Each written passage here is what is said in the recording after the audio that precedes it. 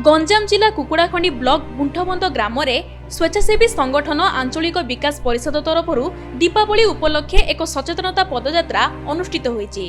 प्रतिवर्ष दीपावली रे अत्यधिक शब्द और प्रदूषणकारी बाण फुटाइबा द्वारा बहुत पक्षी और पशुमानकर जीवन अकाल रे चली जाउछि। मनुष्यर पृथ्वी रे जेतिकी अधिकार रहिछि सेमानकर मध्य ताठारु अधिकार अछि, तो सेमानकर सुरक्षा मनुष्य हातरे। प्रतिवर्ष दीपावली परदिन बाण आघात लक्ष लक्ष संख्यार मूक पशुपक्षी मानकर जीवन अकाल चली जाउछि। मनुष्य उपरे मध्य तार कुप्रभाव पड़ुछि। मनुष्य मध्य विभिन्न स्वास्थ्य संबंधी रोग रे पीड़ित हेउथिबा देखिबाकु मिलुछि। तेणु परिषदर सदस्य माने लोकमानंकु सचेतन कराइबा सहित अत्यधिक शब्द और प्रदूषणकारी बाण न फुटाइबा, घर दुआरे माटी घृतदीप जाली दीपावली पालन करबाकू अनुरोध करथिले। प्रकाश ताऊ के परिषद तरफ सारा गंजाम जिलार 22 गोटी ब्लॉक रे घर चटिया संरक्षण कार्यक्रम चली।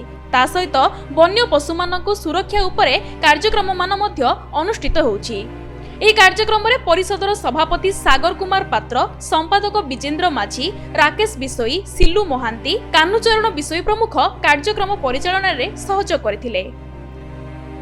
ब्रह्मपुर सत्यचेतन परिडांक रिपोर्ट, न्यूज 7 ओडिशा।